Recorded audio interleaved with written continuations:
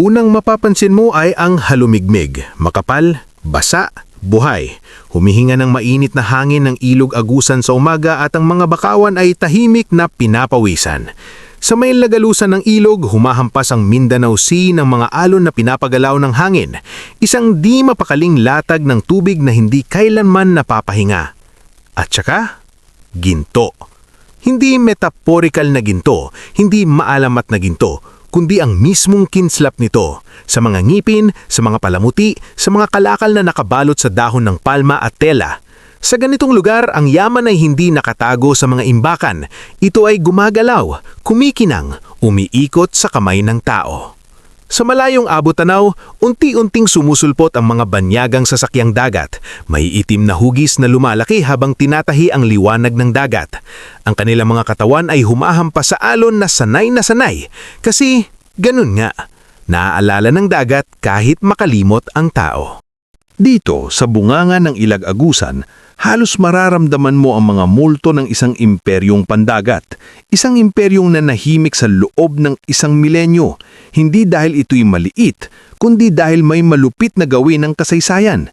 Itinatala lamang nito ang may pinakamaraming papel na naisulat.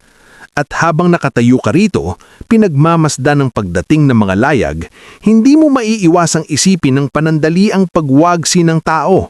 Kung papaano marobuong sibilisasyon ay maaring mabuhay, makipagkalakalan, makipagnegosyo, umunlad, at gayon man ay ituring na mga talabhata lamang. Ulit-ulit tayong tinuruan na ang kasaysayan ng Pilipinas ay nagsimula nang dumating si Espanya nang tumuntong si Magellan sa Pampang noong 1521 at biglang naging malinaw umano ang kwento. Ngunit, ganun nga ba ito kahanga-hanga? O iyon ba ay simpleng sandali lamang na itinuro ng pagtatala ng Europa ang lente nito sa mga pulo na matagal ng buhay sa diplomasiya, kalakalan at kapangyarihan loob ng maraming siglo?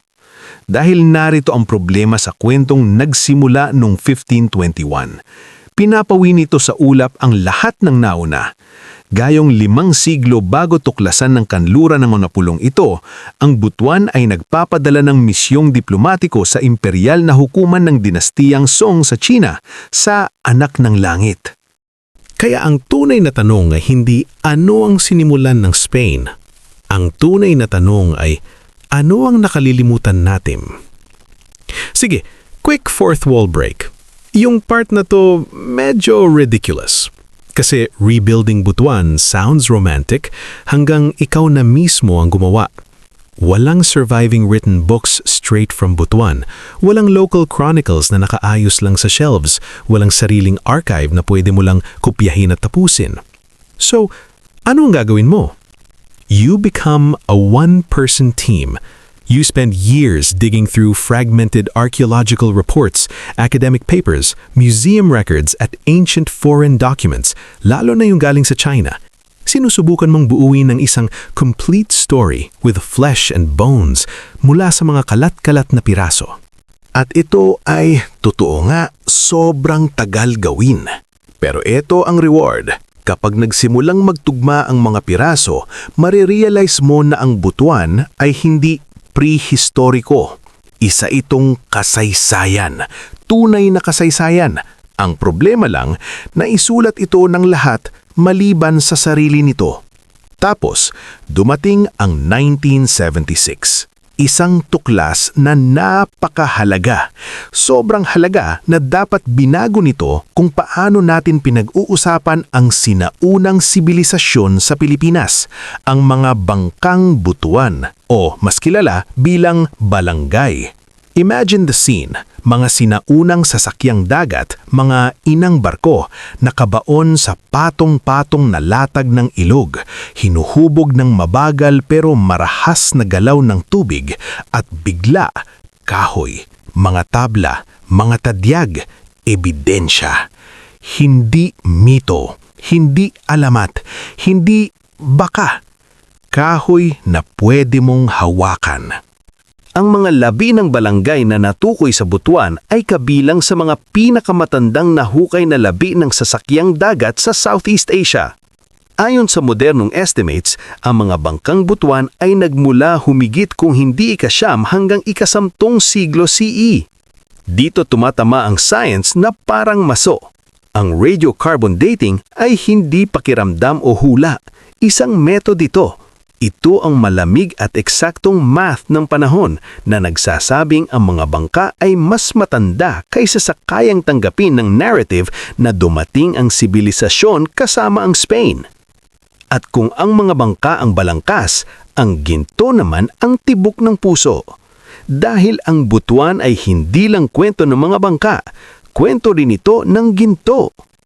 Kahit isang artifact pa lang, ang Agusan Gold Image ay isang diretsyong paalala na ang mataas na sining at nakalaking yaman ay umiiral na rito bago pa man dumating ang mga European Vandals. Itong pirasong ito ay hinulma sa solid gold at kasalukuyang matatagpuan sa Field Museum sa Chicago. Ito hindi discovery ng isang simpleng nayon.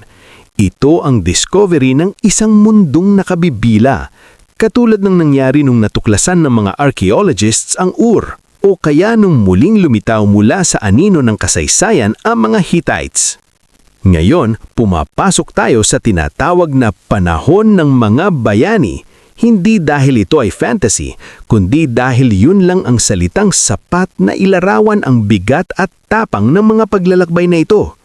Noong 1001 AD, inilalarawan ng mga tala ng Dynasty Song ang ugnayan ng Butuan at China. Isang pinunong may kaugnayan sa Butuan, ang si Qiling, ang nagpadala ng mga sugo. Tumawid sa bukas na dagat patungo sa pinakasofistikadong burokrasya imperyan sa mundo. At ang mga handog, hindi maliit. Kasama ang mga misyong ito ang mga alay tulad ng pulang loro at ginto. Isipin mo ang hukuman ng Song, mahigpit na seremonyal na kaayusan, mga opisyal na nakahanay, ang mundong pampolitika kung saan ang estado ang lahat at ang protokol ay mismong anyo ng kapangyarihan. Ang mga sugo ng Butuan ay hindi lamang mga bisita, sila ay mga emisaryo na may malinaw na layunin. Ilagay ang kanilang pamahalaan sa pandaigdigang mapa ng prestihyo. Inilalarawan ng mga tala ang kahilingan ng Butuan para sa pantay na katayuan sa protokol ng hukuman kasama ang Champa, isang kinikilalang kapangyarihang regional ng China. Isipin mo yon. Hindi ito isang liblib na lugar na basta na lang hinila papasok sa kasaysayan. Isa itong maritime polity na matapang na ini-assert ang sarili sa loob ng diplomatic hierarchy ng Asia. Mahuhusay na seafarers, expert navigators, mga explorers, hindi naghihintay na matuklasan. Matagal na itong gumagalaw sa mundo. Mahalaga ang Rajanate ng Butuan sa isang pangunahing dahilan. Isa itong foundational part ng pre-colonial identity na paulit-ulit nang binubura sa modern memory. Sinasabi sa atin ng mga balangay na may advanced maritime engineering, organized labor, at isang maayos na trade system. Sinasabi sa atin ng Agusan Gold Image na may yaman, artistry, at religious at cosmopolitan influence.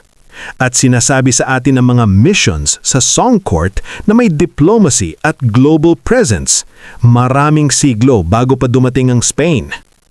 At maaring ito ang tunay na ending? Ang mga tinatawag na Lost Kingdoms ay matinding paalala na ang modern national borders ay isang chapter lang sa mas mahabang human story. Empires rise, ports flourish, trade routes shift, rivers bury ships, at ang foundations ng civilization ay paulit-ulit ng inilalatag. Matagal ng panahon bago pa pumasok ang European empires para ang kininang spotlight.